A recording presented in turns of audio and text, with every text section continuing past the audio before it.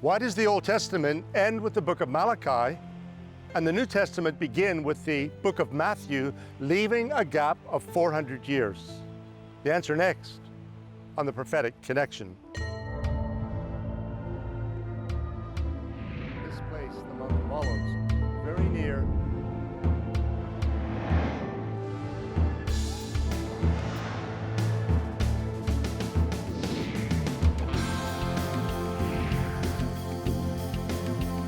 fulfilling the prophecy, waiting for the day when the Messiah will come.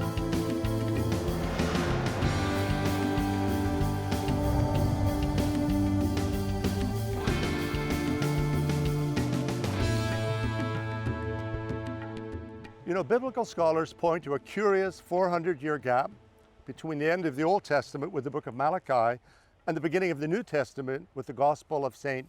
Matthew. They refer to these approximately 400 years as the silent years. But perhaps the Bible is not really silent about these 400 years, because they seem to be alluded to in chapter 11 of the book of Daniel. And it comes after the division of the Greek Empire, which had been led by Alexander the Great, who took control of the armies of Greece at the age of 20, but died prematurely at the age of 32. And we know from history that that Greek kingdom then was divided between 4 of Alexander's generals. But the strongest parts of that divided kingdom were the kingdom of Syria in the north and the kingdom of Egypt in the south. So we speak as one of the king of the north versus the king of the south. And those two kingdoms clashed after the Greek Empire was divided. But the thing about Scripture is that there may be more than one meaning in this, and it's not just the history of a clash between the king of the north and the king of the south then, shortly after Daniel saw the vision, but also a clash that is to come in the future between a future kingdom of the north and another kingdom of the south. And we have these underlying and overlaying prophetic glimpses throughout the book of Daniel. Things that have happened in the past that point to things that are going to happen in the future. As we have already seen in the previous episode, a messenger was immediately sent from heaven in response to Daniel's urgent petition for understanding in the wake of a very disturbing vision that God had given him about what was to happen to his people in the latter days. This prophetic explanation continued in chapter 11. Historically, chapter 11 seems to be at first referring to the clash between the Medo-Persian Empire and the rising Greek power, and then eventually that will be overtaken by Rome. But of course, there's again this parallelism that we see throughout Daniel, and it has a future application as well, because these are the terminology that is used later. Obviously, it relates to other periods of history too. Again, we have to get away from this linear Western thinking and understand that it's non-linear, that there's a parallel meaning going on. This is a Middle Eastern prophecy being unraveled for us. And I believe it has to do with the end of times and the clash between empires and kingdoms, wars and rumors of wars preceding the time of the return of Jesus. While chapter 11 seems to be a continuation of the messenger's explanation to Daniel in chapter 10, the prophetic context of the message in chapter 11 seems to extend far into the future. The majority opinion about the prophecy Daniel gets in chapter 11 is he's seeing Greece, but not the Greece so much of Alexander, but after Alexander the Great builds a massive empire, he dies and that empire splits into multiple kingdoms, a kingdom in Greece, a kingdom in Egypt, a kingdom in the Assyrian Empire, the Ptolemies and the Seleucids as they're called, kings of one side being called Ptolemy, the other called Antiochus, the first, second, third, fourth, fifth, they go on.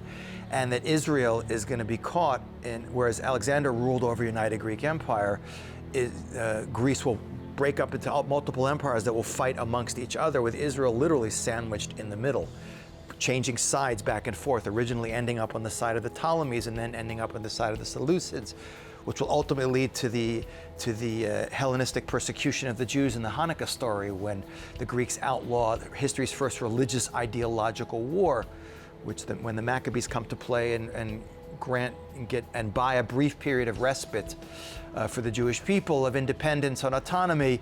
But of course, that is all eclipsed by that final great empire, which is Rome, which will, one of the downsides of the Greeks fighting amongst each other is weakened and divided, they become very quick and easy prey for the Roman Empire, which will not only gobble up all of Alexander's empire, but ultimately the Jewish people in Israel. So he's really getting a preview of like the major historical events of arguably the entire Second Temple period.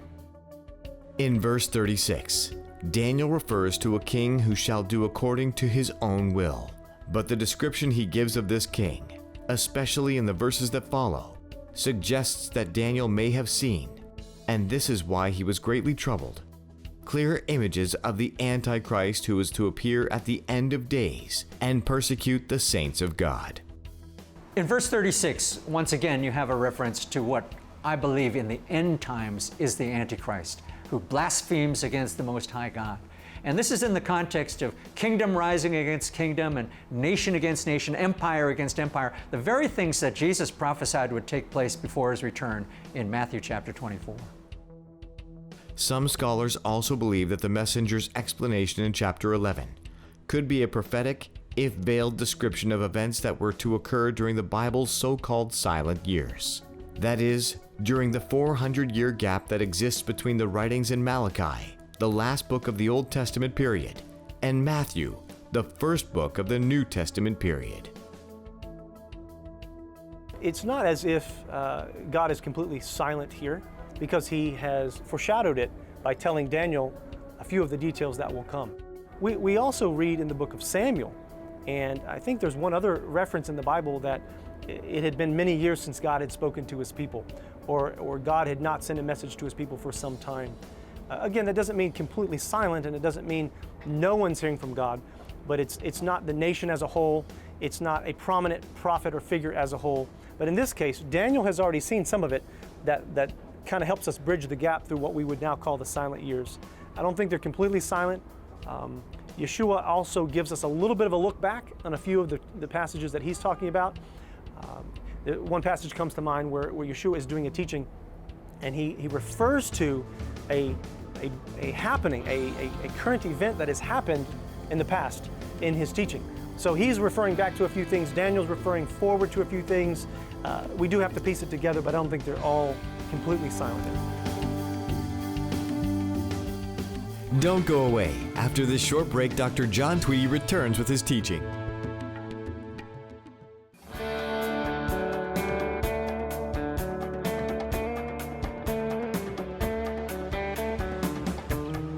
In the distance, the horns of Hittim in Galilee. In 1187, this was the setting for a major battle between the Christian knights, the Crusaders, and the Muslim army under Saladin. And the Christian knights were defeated here. The battle was fought in July. They were wearing heavy armor, and in fact, the Muslim warriors had set the fields on fire, and the knights perished here in a terrible slaughter. In chapter 11, we're learning about the empires that clashed in ancient history. And of course, many battles have been fought throughout the ancient Near East. Now, as we've already seen in earlier episodes, Daniel's dreams and visions revealed the future. But up until now, it's the future primarily concerning the Gentile nations, the empires that were to come, the Babylonians, the Medo-Persians, the Greeks, and the Romans. When we get to chapter 9 and through the end of Daniel to chapter 12, the focus is still on the Gentile nations, but the big difference is that Israel is caught in the middle of clashes between these various empires. And in fact, when Daniel 11 opens, we read these words. Also in the first year of Darius the Mede, and some people pronounce the name Darius, but Darius the Mede, even I, stood up to confirm and strengthen him. Now this may be the figure or the angelic figure speaking to Daniel, who somehow strengthens Darius the Mede, because the kingdom of the Medes and Persians lasted for quite a while. In fact, we're told in verse 2, and now I will tell you the truth. Behold, 3 more kings will arise in Persia. This is after Darius. And the 4th shall be far richer than them all. By his strength, through his riches, he shall stir up all against the realm of Greece. But that will be a terrible mistake. Verse 3. Now, this figure speaking to Daniel is giving him history in advance. These are prophetic words that are being spoken here. Verse 3. Then a mighty king shall arise, who shall rule with great dominion and do according to his will. Now, we, looking back from the perspective of history, know that this is a reference to Alexander the Great. And then verse 4, we're still talking about Alexander. And when he is arisen, his kingdom shall be broken up and divided toward the 4 winds of heaven. And in fact, Alexander died at the age of 32 prematurely, but his kingdom was then divided between 4 of his generals. And that's exactly what the prophecy is alluding to, toward the 4 winds of heaven. But not among his posterity, nor according to his dominion, meaning not to his offspring that would have normally taken place, but to these 4 generals who rise up, according to his dominion with which he ruled. For his kingdom shall be uprooted, even for others beside those. Now, as we move forward now, we find out that the king of the south, one of the generals, Ptolemy, and the king of the north, Syria, the Seleucids, they are the strongest of the 4. And so we read in verse 5, also the king of the south shall become strong, as well as one of his princes, and he shall gain power over him and have dominion. His dominion shall be a great dominion. So now we have 2 strong divisions of the Greek Empire, the king of the south and the king of the north. And they will likely clash, except for one thing. The daughter of the king of the south is given in marriage to the son of the king of the north. And so her name was Berenice, and she was the daughter of Ptolemy Philadelphus, and she is given to Antiochus Theos, the 3rd king of Syria. This is the way things were done in the ancient world to try to avoid more wars, more clashes. Sometimes sons and daughters were married off so that the kingdoms had a bridge that would prevent further conflict. And then we read on, and at the end of some years, they shall join forces, for the daughter of the king of the south shall go to the king of the north to make an agreement. But she shall not retain the power of her authority, and neither he nor his authority shall stand. But she shall be given up with those who brought her, and with him who begot her, and with him who strengthened her in those times. In fact, Berenice is killed, and that's what we're told. But from a branch of her roots, one shall arise in his place, who shall come with an army, enter the fortress of the king of the north, and deal with them and prevail. So as the story continues in the next verses, things shift back and forth, and relatives assume power, and the kingdoms continue to fight one way or another. And then we come to verse 21, and here we have another one of the shifts. But this is one of the kings that will arise from these kingdoms, in fact, from the Greek kingdom, and he will be Antiochus Epiphanes, who was a very cruel tyrant, particularly where Israel was concerned. So we read in verse 21, or verse 20 rather, there shall arise in his place, meaning this last ruler, one who imposes taxes on the glorious kingdom, meaning Israel. But within a few days he shall be destroyed, but not in anger or in battle. And then, and this is Antiochus Epiphanes, and in his place shall arise a vile person, to whom they will not give the honor of royalty, but he shall come in peaceably and seize the kingdom by intrigue. So we see that Antiochus Epiphanes was a cunning and deceitful person. He would win by any means possible. Verse 25, he shall stir up his power and his courage against the king of the south, because he represents Syria in the north, with a great army. And the king of the south shall be stirred up to battle with a very great and mighty army, but he shall not stand, for there shall devise plans against him. Yet those who eat of the portion of his delicacies shall destroy him. His army shall be swept away, and many shall fall down slain, meaning he was undermined from within. Both these kings' hearts shall be bent on evil, and they shall speak lies at the same table, but it shall not prosper, for the end will still be at the appointed time. Now, Antiochus Epiphanes makes another attempt to take over Egypt in verse 28.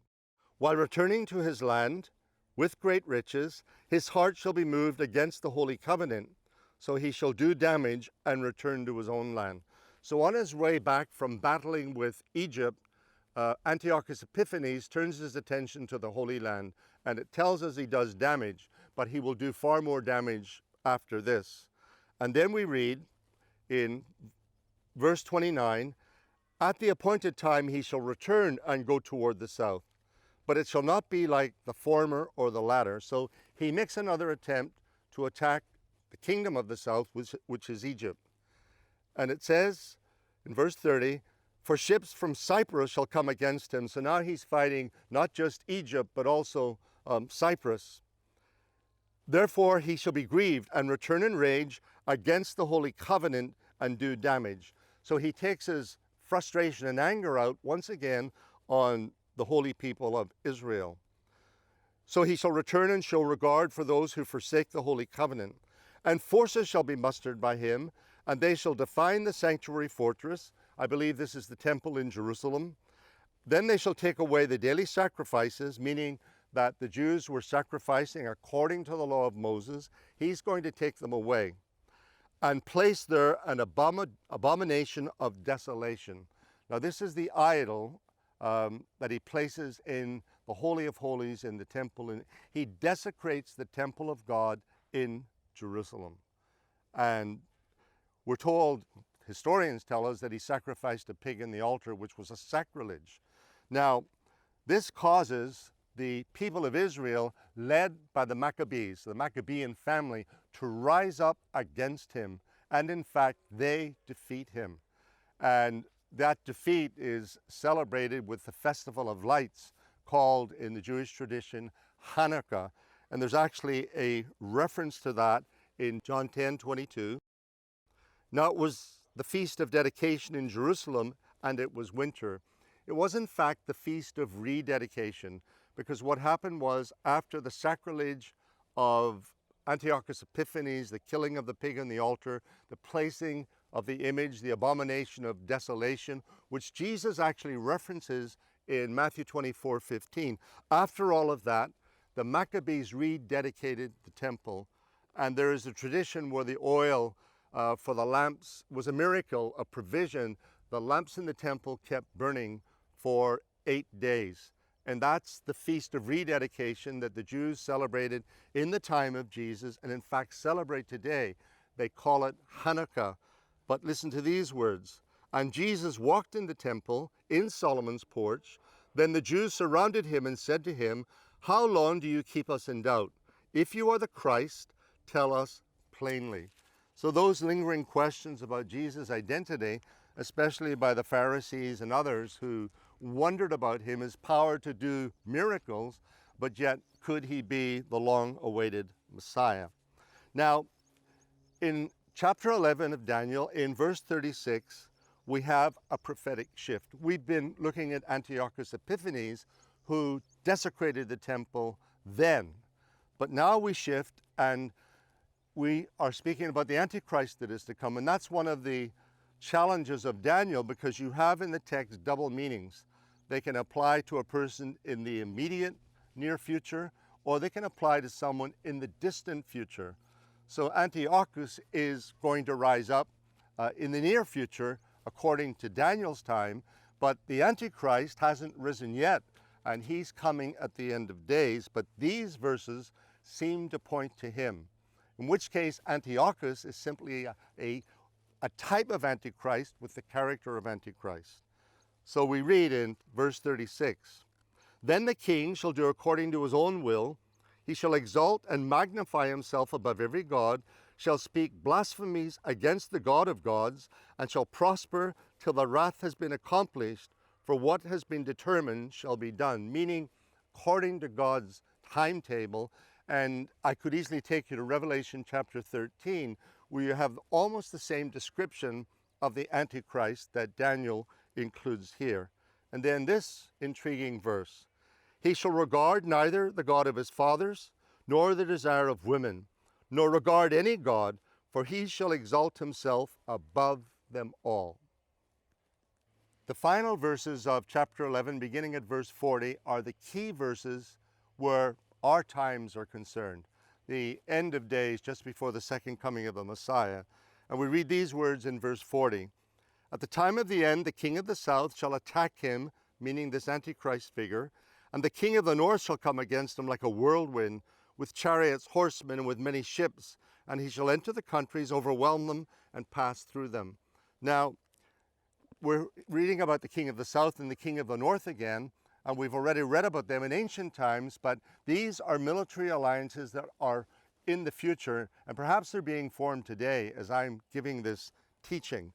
And then he, Antichrist, shall enter the glorious land, Israel, and many countries shall be overthrown, but these shall escape from his hand, Edom, Moab, and the prominent people of Ammon. Now those three areas today form the kingdom of Jordan. So it's interesting, Jordan is not part of this alliance between these military leaders. In verse 42, he shall stretch out his hand against the countries, and the land of Egypt shall not escape. He shall have power over the treasures of gold and silver, and over all the precious things of Egypt. Also the Libyans and Ethiopians shall follow at his heels. So we're hearing ancient names that represent countries that exist today.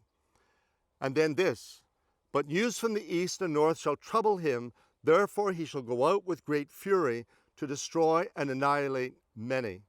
And here's perhaps the key verse in this whole chapter.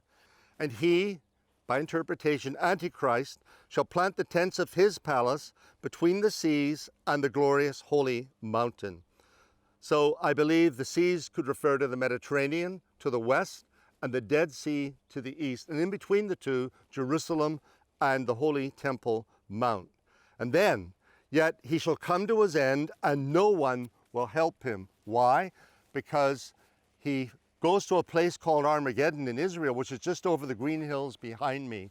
And there he is confronted by the Christ, King of Kings and Lord of Lords, and the armies of heaven.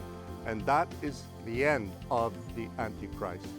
But a lingering question, who is this individual, and could he be in the world today? Stay tuned for more from Dr. John Tweedy after this break.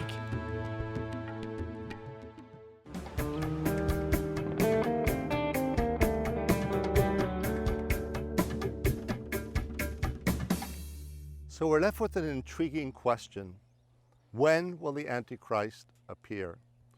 In all my study of the Bible, and particularly the New Testament, it's clear to me, and it seems clear in Scripture, that his rise to prominence occurs just before the second coming of Christ. But we will know his character by the things that he does. He will be a deceiver. He will be an individual with great powers of persuasion. He will be able to form alliances between nations, but they will ultimately have the goal of destroying Israel. And one of the key things is, and this may not be obvious at first, he will probably appear as a friend of Israel, but Scripture clearly teaches that he turns against Israel, probably at the middle of the 7-year tribulation period that we've seen so much about in this series and certainly in other series. And his treatment of Israel will bring the return of Christ.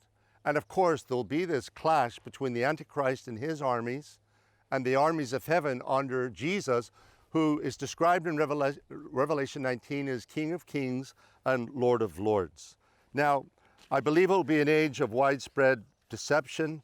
The Apostle Paul, in his first letter to Timothy, in chapter 4 says, "Now the Spirit expressly says that in the latter times, the days before the coming of Christ, some will depart from the faith, giving heed to deceiving spirits and doctrines of demons." So it will be an age of widespread deception, and people will move far away from God. Listen, we are living in times like these. There'll also be realignments of nations into military power blocks. We have Brexit, which means Britain exiting the European Union. There are other stirrings within the European Union. I just heard one dictator say that he wants to form an alliance of Islamic armies to rise up and destroy Israel. We could be living in the days of the appearance of the Antichrist. Now, in the next episode, what an angel told Daniel about these end of days. Thanks for watching The Prophetic Connection, and be sure to join Dr. Tweedy next week for Life at the End of Days.